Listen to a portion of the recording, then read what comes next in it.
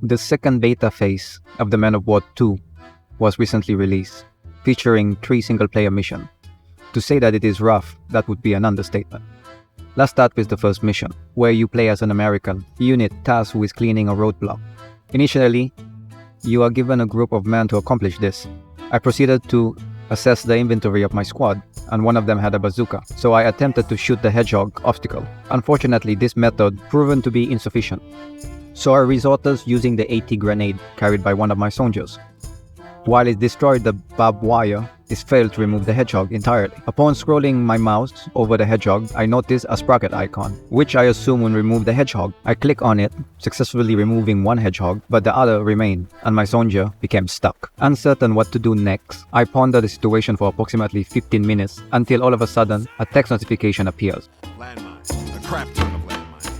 Indicating that I need to clear the mines. I find myself contemplating how to achieve this task, realizing that I need a mine detector, an item that none of my soldiers possess. Obviously perplexed, I return to the tank and I notice soldiers positioned on top of the tank. It is important to note that I had no control over the tank itself, as indicated by the lack of control displayed on the minimap, to indicate which are your forces. However, when I select the soldier on the tank by dragging a square over their position, which gave me access to the soldiers on top of the tank. Discovering this took me half an hour. You could imagine my bloody frustration, but the challenge wasn't over. I struggled to identify the icon for the mine detector due to the cluttered interface, eventually resorting to searching through inventory to locate it. Mind you, I've already spent 40 minutes on this issue without firing a single shot. It also makes me question myself whether I'm growing simply old or if this game design was a complete mess, as one might assume that someone like myself who has been playing this series for close to 2 decades would know what they are doing. However, let's give it the benefit of the doubt and chalk it up to my own shortcomings. Perhaps none of you who have tried the beta encounters such a dilemma.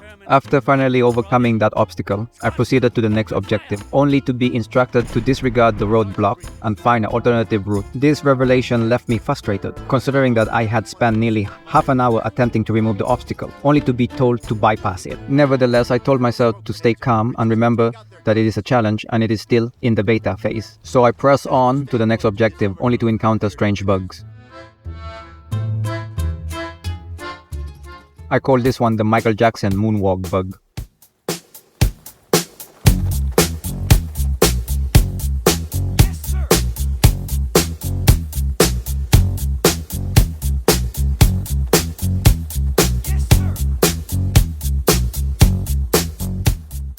As we all know, pathfinding in the Man of War series has never been exceptional, but Man of War 2 seemed to take it to the next level. Unit would pass through any obstacle, be it trees or mountain, until they got stuck or flipped over by an obstacle that they were supposed to avoid. And that concludes the experience of the first mission at the beginning. Despite the frustration and challenges, I persevered and proceeded to play the second mission. In your second mission, you control a squad of Soviet soldiers, and your objective is to clear a depot and capture a radio tower, as well as free some prisoners and destroy a gun emplacement. It sounds simple enough, but just like before, the objectives are not clear on how to proceed. I started with the depot, using my snipers to pick off enemies one by one and then flanking the depot. As my soldiers started shooting, the enemy base got alerted. Now something strange happened, which I probably didn't notice as much in the old Man of War games, but it is very obvious in this one. It's like that scene when a bad guy is telling you what he's going to do next, and somehow you're telepathic and can hear their plans as they narrate everything, such as mentioning that they are sending reinforcement or artillery fire, even though that you are playing the Soviet, not the German. Why are you hearing their conversation and what they are planning? Wouldn't it be more logical for your soldiers to relay that information than the Germans, such as informing you about incoming reinforcement or artillery fire? This also happened in the first American mission that I have played previously. I'm seriously asking myself why I'm hearing what the Germans are saying and why do they have their own briefing telling you what they are going to do next? Anyway, I digress. Moving on, I thought I had captured the depot, but in the checklist, it said I didn't need to destroy unless I plan to use the vehicles. However, apparently for the game to recognize that the depot is captured, you have to destroy a few vehicles. I didn't know that until I moved on to the second objective, which was to capture the radio tower. I eliminated every enemy I encountered in the radio tower, but there was no confirmation on the screen to confirm its capture. So I proceeded to the prison camp, where there were soldiers inside. I was shooting at them, but there was some German inside the background who didn't react at all. They were so nonchalant fun of the situation like I was not even there. It was so bad that I felt a bit insulted, to be honest. Anyway, I rescued the prisoners, but the checklist still showed that the radio tower and the depot were not captured, despite eliminating every enemy in sight. I was being a bit foolish. I thought I needed to destroy the radio tower to capture it.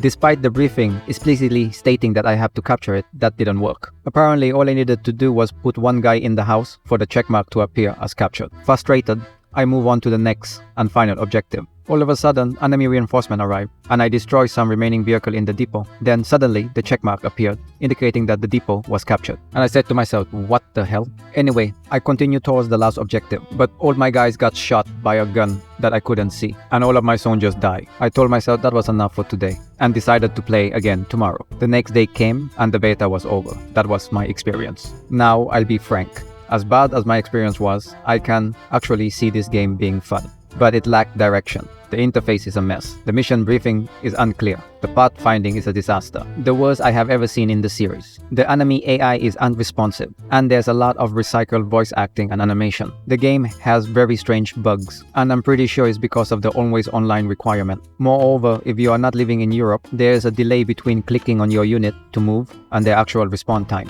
Overall, it's a terrible Men of War sequel in its current state. But as a generic RTS, I can see it being enjoyable. Not because it's good, but because how broken it is. To be honest, I probably would get it, but after a year or so after its original release, before considering getting it. I guess you could say I'm a bit of a masochist like that. As for everybody else, you have to form your own conclusion about the game. Till next time, Speedwolf out.